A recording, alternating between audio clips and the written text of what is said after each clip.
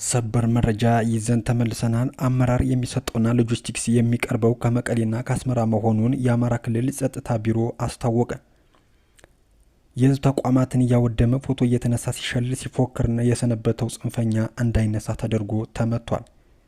ባህር ዳር ዙሪያ ያለው እውነት የነቁ ወደ ሰላም እጃቸውን ከፍ አድርገው እየገቡ መሆኑ ብቻ ነውና ለህገወጥ ዓላማ ሊውል የነበረ ከ4000 በላይ ተተኳሽ በጸጥታ አካላት መያዙን የሚሉት ናቸው። ወደ ዝርዝር መረጃውን ለፍ በዋግኽምራ ብሔረሰብ አስተዳደር በሳህላ ሰየምት ወረዳ ለህገወጥ ዓላማ ሊውል የነበረ 4880 የክላሽና የብሬን ተተኳሽ ጥይት ከተጠርጣሪው ጋር መያዙን የወረዳው ፖሊስ ጽሕፈት ቤት አስታውቋል።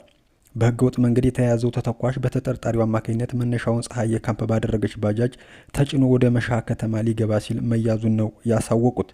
4000 የክላሽና 880 የብሬን ጥይት በድምሩ 4880 ተተኳሽ እንዲሁም አንድ ክላሽ ከነ ተጠርጣሪው በህግ ቁጥጥር ስር በመዋል እየተጣራ ነው ብለዋል። የጸጥታ ኃይሉ የአካባቢውን ሰላምና የማህበረሰቡን ደህንነት ከማስጠበቅ በተጓዳኝ የህገወጥ መሳሪያና ተተኳሽ ዝውውርን ለመግታት በቅንጅት እየሰራ መሆኑም ተጠቁሟል። ማህበረሰቡ ለጸጥታ አካላት ጎን ሆኖ ጥቆማ በመስጠት ህገወጦችን በማጋለጥና በህግ አግባብ ተጠያቂ በማድረግ ሊደርስ የሚችለውን ጥፋት ለማስቀረት የበኩሉን ድርሻ ሊወጣ ይገባል ሲሉ ዋና አዛዡ አሳስበዋል። ባህር ዳር ዙሪያ ያለው እውነት የነቁ ወደ ሰላም እጃቸውን ከፍ አድርገው እየገቡ መሆኑ ብቻ ነው። ታጥቀው ጫካ ሲንቀሳቀሱ የነበሩ ታጣቂ ኃይሎች የሰላም ስምምነት ተቀብለዋል። በሰሜን ጎጃም ዞን ሰሜን አቸፈር ወረዳ ታጥቀው ሲንቀሳቀሱ የነበሩ ታጣቂ ኃይሎች የሰላም ስምምነቱን መቀበላቸውን የወረዳው ሰላምና ጸጥታ ጽሕፈት ቤት ኃላፊ አስታውቋል። የወረዳው ሰላምና ጸጥታ ጽሕፈት ቤት ኃላፊ ዋና ሳጅን ደመቀ ደረበ 10 የሚደርሱ ታጣቂ ኃይሎች የሰላም ስምምነቱን መቀበላቸውን ገልጸዋል። ዋና ሳጅን ደረባ የዞን በጦርነት የሚገኝ ትርፍ ሆነ ለውጥ የለም፣ ጦርነት ኪሳራ፣ ውድመትና እልቂት እንጂ አንዳችም ውጤት አለመኖሩን የተገነዘቡ ታጣቂ ኃይሎች የመንግስትን የሰላም ጥሪና ሰላም ስምምነቱን ተቀብለው ገብተዋል ነው ያሉት። ታጣቂ ኃይሎቹ ለጦርነት ሲጠቀሙበት የነበረውን 4 ክላሽ፣ 3 አብራራው፣ 1 ኋላ ቀር መሳሪያ፣ 1 ኤችኤስና 1 ኮርቸፌ መሳሪያ በጥቅሉ 10 የተለያዩ መሳሪያዎችን ለመንግስት ገቢ ማድረጋቸውንም አክለው ገልጸዋል። ዛሬ ላይ ሰላም ስምምነቱ የተቀበሉ ታጣቂ ኃይሎች ሁሉም ነገር በውይይትና በንግግር የሚፈታ መሆኑን በመገንዘብ ማህበረሰባችንን የሰላምን አየር እንዲያገኝ በማድረጋቸው ሊመሰገኑ ይገባል ብለዋል። ወረዳው ላይ ታጥቀው የሚንቀሳቀሱ ሌሎች ታጣቂ ኃይሎችም የሰላም አማራጭ እንዲከተሉ በማድረግ የበኩላቸውን ድርሻ ሊወጡ ይገባል ሲሉ ዋና ሳጅኑ አሳስበዋል።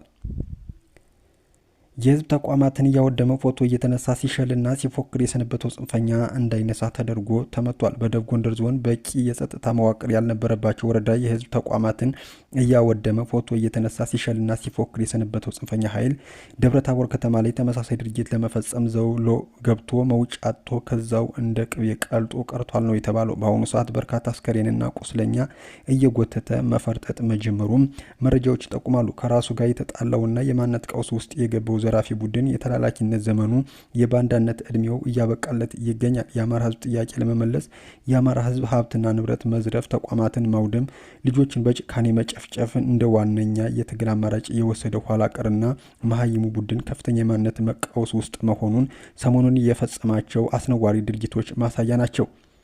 አመለካከቱም ወያኔና ሻቢያን ለማስደሰት አማራን የበለጠ ማውደም፣ የበለጠ ማድቀቅ፣ የበለጠ ማሳቀቅ የሚል የቀነጨረ ጥገኛ አስተሳሰብ መሆኑ ትልቅ ማሳያ ነው። የሚያሳዝነው በደረሰበት ያልጠበቀው ሞትና ባስተናገደው ከባድ ኪሳራ በተበሳጩ የኩርዋን ደብረ ታቦር ከተማ ህዝብን ሱቅ ሰብሮ ሀብትና ንብረትን ዘርፎ ህዝብ መገልገያ ተቋማትን በማቃጠል እግሬ አውጭኝ ብሎ እየፈረጠጠ ይገኛል። ለፎቶ ለሽለላ የሚሆን ድል የለም። ከተማን ለመዝረፍ ቀስቅሶ ካወጣው ዘራፊ ግብረ አበሩ ጋር የዘረፈውን ዘርፎ ያቃጠለውን አቃጥሎ አስከሬንና ቁስለኛውን ተሸክሞ እየተለቃቀሰ መውጣት መጀመሩም መረጃዎች ይጠቁማሉ።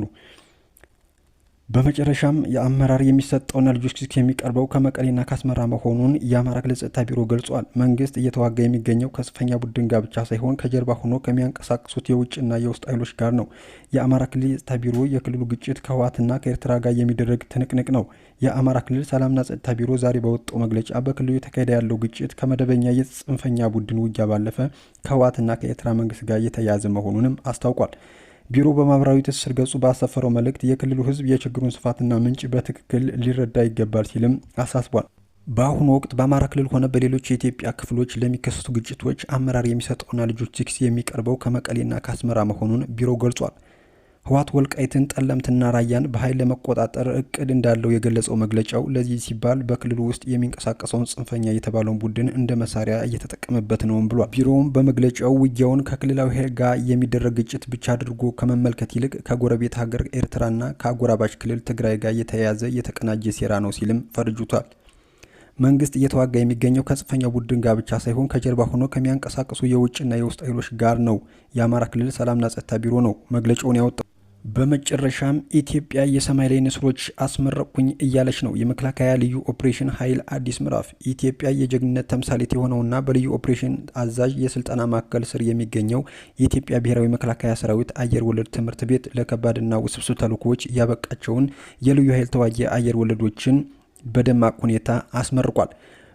በምረቃ ስነ ስርዓቱ ላይ የተገኙት የልዩ ኦፕሬሽን አዛዥ ሌተናል ጄኔራል ሹማ አብደታ ለተመራቂዎቹ የክብርና የጀግንነት መለያ የሆነውን የድረት ክንፍ አላብሰዋል። ጄኔራሉ በንግግራቸው የአየር ወለድ ኃይሉ የታላላቅ ወታደራዊ መሪዎችና የጀግኖች መፍለቂያ መሆኑን አጽንኦት ሰጥተዋል። ይህ ክፍል ማንኛውንም ፈተና በመጋፈጥና ድል በማድረግ የኢትዮጵያን ክብር ከፍ የሚያደርግ የሰራዊቱ የጀርባ አጥንት መሆኑንም ገልጸዋል።